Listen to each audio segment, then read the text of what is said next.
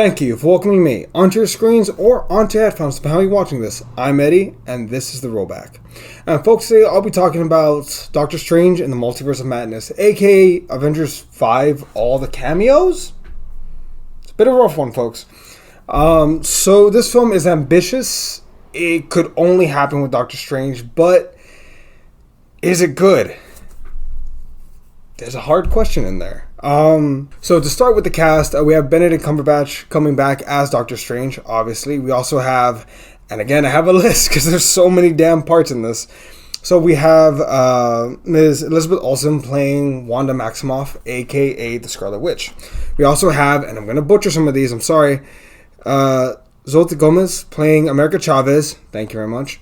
Ms. Rachel McAdams coming back as Christine. We also have Benedict Wong coming back as Wong.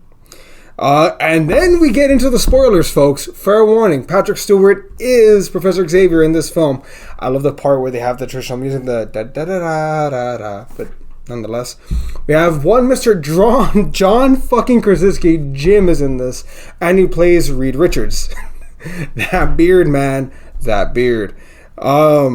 We also have Miss Haley Atwell playing Peggy Carter as, well, technically Captain Britain, Captain Carter, however you want to discuss her, but nonetheless, she is here. We also have, I will butcher this, Chiwetel Ejiofor, the gentleman that plays Mr. Baron Mordo. The dude from the first Doctor Strange that you thought was going to be evil. He's technically not in this, but he sort of is. Too many sorcerers, after all. We have Miss Lashina Lynch playing Captain Marvel. You may also know her from the first Captain Marvel, but in this one, she's actually the Captain Marvel. They're jumping through multiverses, folks. We also have one poor son of a bitch by the name of Mr. Anston Mount, who plays Black Bolt in one of the worst deaths I've ever seen. Jesus. So to start, Wanda steals the show. Scarlet Witch steals the show. She's technically the villain, but also probably the most justified villain since Thanos.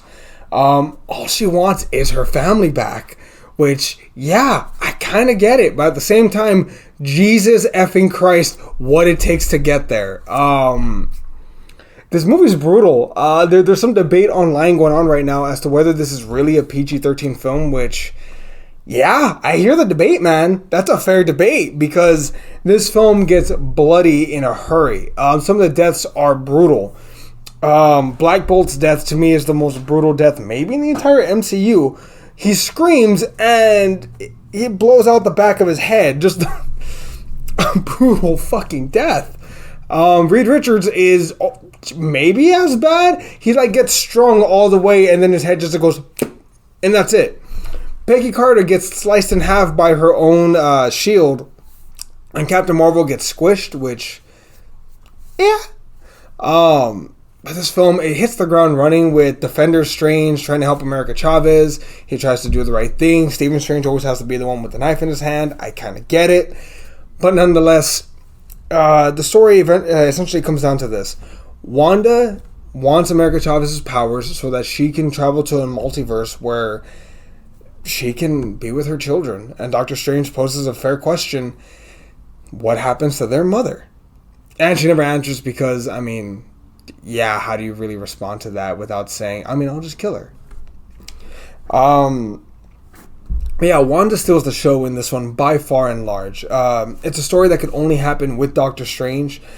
It's a story that is crazy all over the place with so many dimensions, so many variants, but weird thing is that although they explore the multiverse, this film doesn't feel like it adds too much because by the end of it, we're back at the status quo. And is that good or bad? I don't know. Because here's the weird part. We get our first look at Reed Richards in the MCU. Granted, I don't know if John Krasinski is going to actually play Reed Richards in the MCU or if he was just a variant. But why include such a pivotal character if we're not going to use that version of him? John Krasinski may be a little too old to play Reed, but also I could definitely see him in the MCU. So why? I didn't get that. Xavier, fair enough, I get it, but he's a variant, but he's in the yellow chair. It's a little odd. Again, I get it, but it's a little odd. We have Captain Carter, Peggy Carter. Again, I like the character, but it's a bit odd to include the Illuminati in this, where they all from the same universe. Also, they all die. Like, what's the point of including them? Props to this movie, though. I guess if I can go to pro. They do set. So the thing about magic is that typically when you have that in a movie, the stakes aren't realistic. You know, if one man's fighting another man, you understand. You know, you can get tired, blood. Like you get the stakes. You get the physical stakes. This film did a pretty good job of setting the stakes as far as magic is concerned. We understood it to a certain degree. There's a hierarchy. There are power-ups. That being, I don't know, the Book of Infinite Winds versus the Hold. The Darkhold. That thing. Also dreamwalking, which Wanda even points out, you fucking hypocrite, which, yeah, fair enough, he's a hypocrite. Wanda like just straight up decimates all the wizards, all the sorcerers at one point at a temple, and she's being nice about it, which I get it. Again, like she is very justified in her actions and why she feels the way she feels. These kills are of so many people. Also props for giving us realistic stakes again when it comes to the magic. Like, it's so easy to get lost in it all that when you do it right, it gets done well. And this does feel like a Sam Raimi film. All over the place when it comes to, like, practical effects and the horror.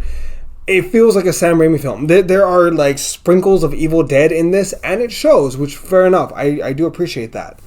I want to know who the fuck wrote this. I want to know who did the visual effects, because goddamn, like, props to you, but also, how much acid did you drop, and are you okay?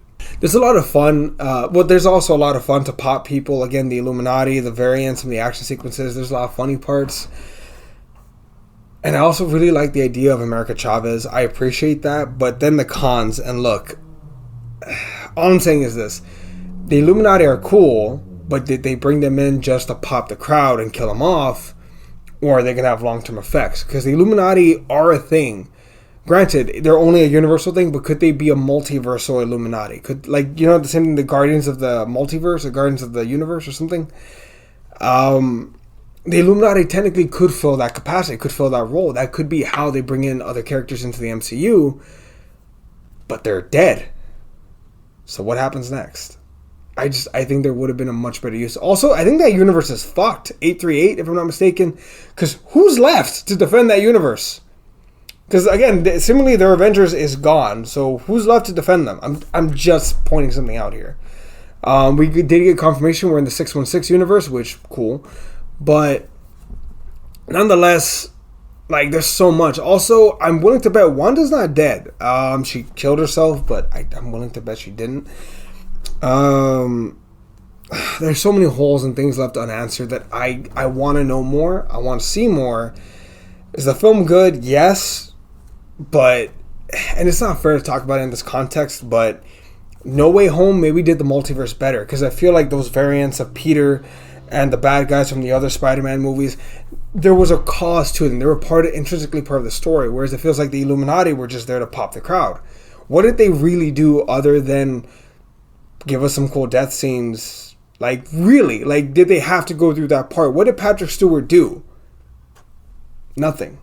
If only to show how big of a threat Wanda is, but it's not like we didn't know that already. Nonetheless, I would give this film a B+. It's a great first watch, but the more I think about it, the more I think, couldn't they have done more with them? Or at the very least, the Illuminati is kind of the part where that makes me go, Because I know a lot of people wanted to watch this film for that. The thing is, if you take them out of the film, not much really changes.